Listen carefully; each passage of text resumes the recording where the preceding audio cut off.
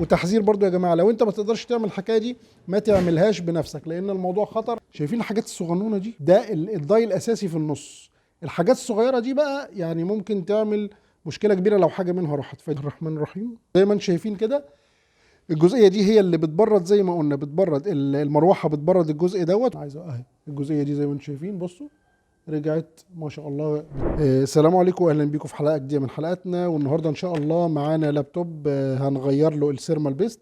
وطبعا انتوا عارفين ان كنت عامل اكتر من حلقه عن السيرمال بيست والانواع الكتيره اللي انا جبتها. انا كنت جايب حوالي 3 أو 4 انواع، وهتلاقوا على فكره حلقه في القناه هسيب لكم الرابط بتاعها هنا هوت في المكان دوت ان شاء الله في الحرف الاي اللي عايز يتفرج على الحلقه. ويلا بينا نبدا الحلقه بتاعتنا من غير تاخير. بيست النوع اللي معانا المره دي انا طبعا اشهر 3 انواع بغير بيهم سيرمال بيست سواء للديسكتوب او للكمبيوتر اللابتوب سوري، اللي هم الناكتوا والجيل ماستر بتاع الكولر ماستر والام اكس 4. قبل كده عملنا النوعين التانيين، النهارده هنعمل ام اكس 4. وطبعا ده من اركتيك من الشركات المشهوره، وده يعتبر على فكره ارخص نوع من الثلاثه. ده في حوالي بحوالي 200 جنيه، التانيين بحوالي 350 400. بس زي ما اشتغلنا بالحاجات التانية قبل كده هنشتغل بالنوع ده. وزي ما انتم شايفين النوع ده مكتوب الدرابيلتي بتاعته ممكن يقعد لحد 8 سنين، يعني يستحمل لحد 8 سنين. يلا بينا نجرب على اللابتوب اللي معانا ونبدأ نفك المسامير بتاعته.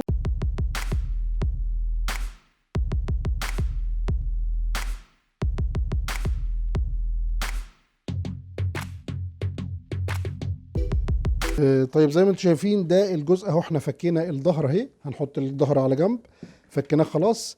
ده الجزء بقى اللي احنا هنشتغل عليه، الجزء بتاع الكوبر دوت، او ده الجزء النحاس. طبعا بيبقى النحاس ده بيبرد جزئين، بيبرد كارت الشاشة وبيبرد البروسيسور.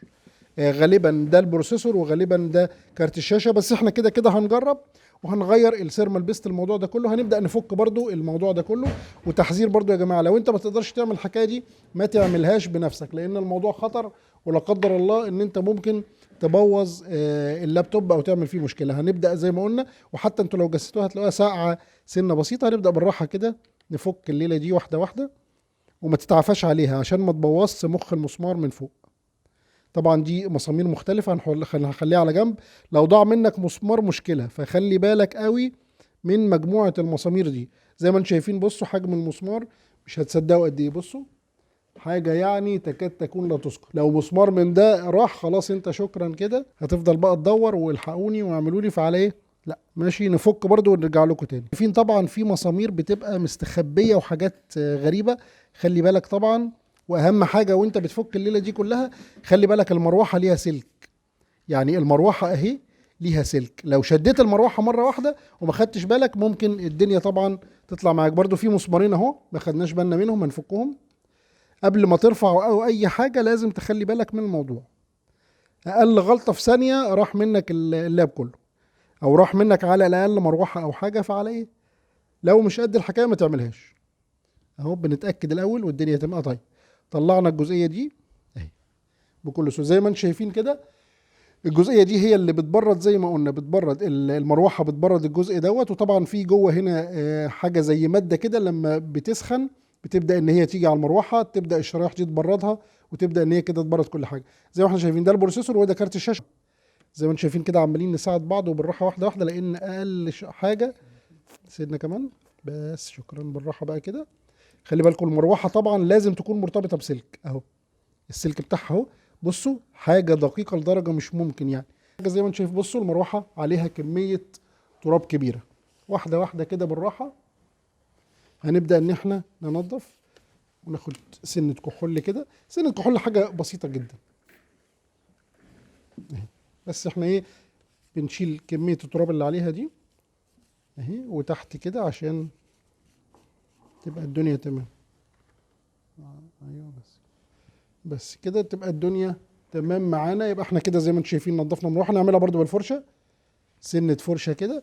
وطبعا اهم حاجه نبدا نشيل السيرمال بيست اللي هنا واللي هنا. يعني هتشيل المعجون اللي في المبرد نفسه، وهتشيل المعجون اللي على البروسيسور او المذر بورد او وات ايفر. طبعا زي ما انتم شايفين اللاب دوت كان ليه هارد اتش دي دي، وده اللي دايما بنقول عليه في كل الحلقات. وزي ما انت شفت انا برضو عامل حلقه مغير اللابتوب برضو بتاعي اللي بتاع البيت، مغيره قبل كده من هارد اتش دي دي لهارد اس اس دي. طبعا الهارد الاس اس دي ما فيهوش اي اجزاء متحركه زي ما انتم شايفين، ده القديم.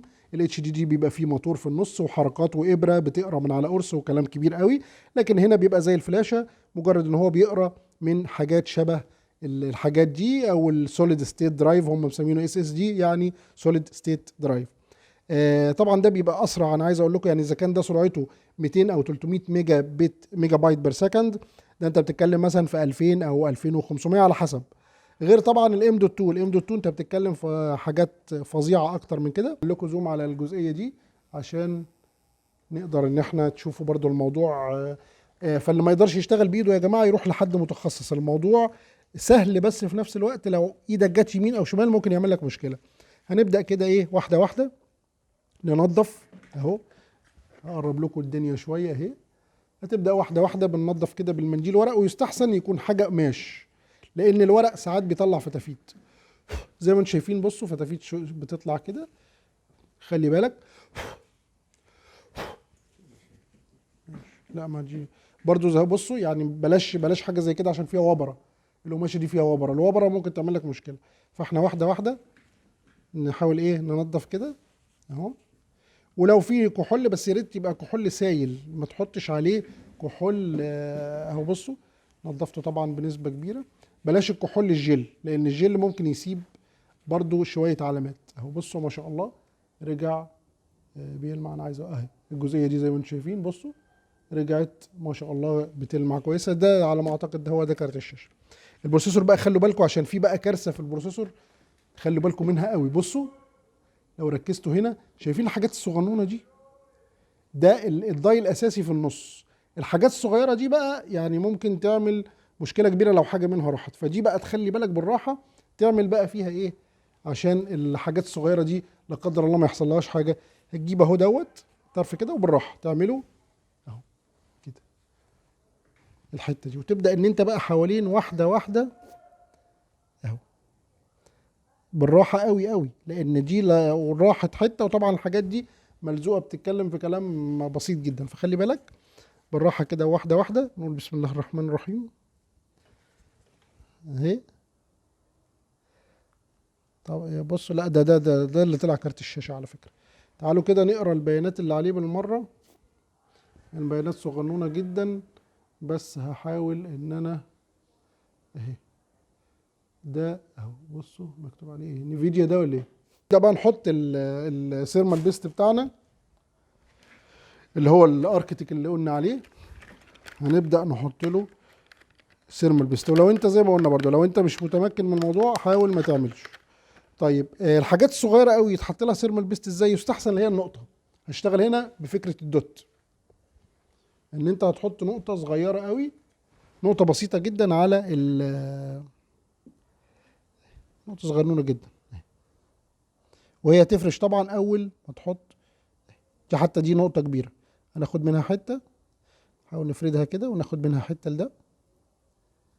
طبعا ايه فكره السيرمال بيست زي ما قلنا في الحلقات اللي قبل كده، ان هو بيوصل الحراره للكولر اللي فوقيه، فيبدا انه يبرد الداي نفسها او الجزئيه اللي انت عايز تبردها، سواء كانت بقى كارت شاشه بروسيسور. وقبل كده احنا في القناه هتلاقوا حاجات تغيير لكارت الشاشه، تغيير للبروسيسور، هتلاقوا كذا حاجه زي ما انتم شايفين اهو. ونبدا لو معاك بقى ايه حته ورقه صغنونه كده، كمان دي كبيره حته صغيره كده، تبدا ان انت ايه تفرد بيها اهي عشان الداي كلها تتغطى بالسيرمال بيست. خلي بالكم من الموضوع ده. تبداوا ان انتوا دي طبعا تنظيفها اسهل شويه، وزي ما انتم شايفين بصوا المعجون طلع ايه كتل، نشف وطلع كتل.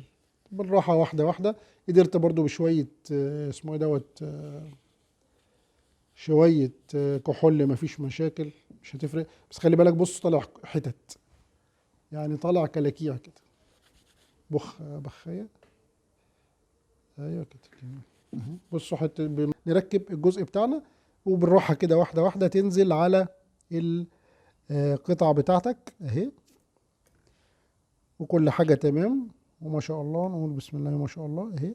خلاص كل حاجه تمام. نمسك اول مسمار. طبعا خلي بالك من حاجه مهمه جدا، ما ينفعش اربط اتنين كده، ولا 2 كده، هربط كده وكده عكس. هم حتى بص لو خدت بالك من هنا في الجزئيه دي عاملينها لك عكس، ليه؟ عشان يضمنوا ان الضغط متساوي على الناحيتين. لكن لو ضغطت على الناحيه دي السيرمال بيست هيتعجن، هيبقى هنا قليل وهنا كتير. فخلي بالكم من النقطه دي برضو. الربط ممكن تستهون بيه، لكن لا، ده الربط حاجه مهمه جدا برضو. عشان اكد لكم كلامي زي ما انتم شايفين اهو، بصوا اولع لكم حتى بصوا ركزوا في الحته دي. لو ركزتوا هنا اهي في الجزئيه دي هتلاقي ان عامل لك ايه، 1 2 3 4. بصوا يعني هو حتى عامل لك على الارقام، بحيث ان انت ما ينفعش تربط كده. يعني انا هربط مثلا ده وده، مش اشكال طبعا الترتيب، بس ايه، ممكن اربط 3 و4 بعد كده اربط 1 و2. هي دي التركه اللي احنا بنتكلم عليها، ولا هي ايه، حتى هم اثبتوها ايه في الموضوع بتاعهم. كليبساتك بالراحه، خلي بالك طبعا عشان دي كليبسات بلاستيك. بالراحه كده واحده واحده اهو، تمشي عليها تتاكد طبعا الحته بتاعت الهنشز ديت او المفصلات، تتاكد ان هي تمام اهي. حته المفصلات دي تاكد ان هي تمام، الكليبس كلها تخش تمام اهي. ونبدا ان احنا نربط، نتاكد برضو من الناحيه التانيه كده، نفتح خلاص كده اهو زي ما انتم شايفين ما شاء الله اهي. وهو بصوا كان في حته هنا مش راكبه قوي اهي، اهو خلاص تمام كله خلاص. نبدا ان احنا كده نركب المسامير بتاعتنا.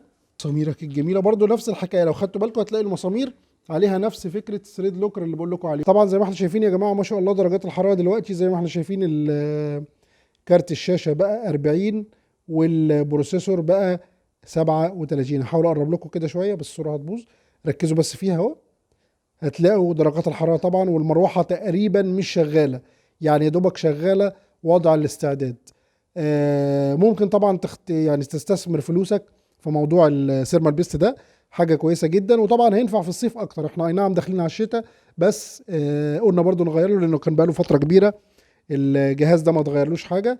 لكن طبعا لما تبقى داخل على الصيف هتحس بدرجات الحراره. يا رب الحلقه تكون عجبتكم، وما تنسوناش باللايك والشير، والسلام عليكم ورحمه الله وبركاته.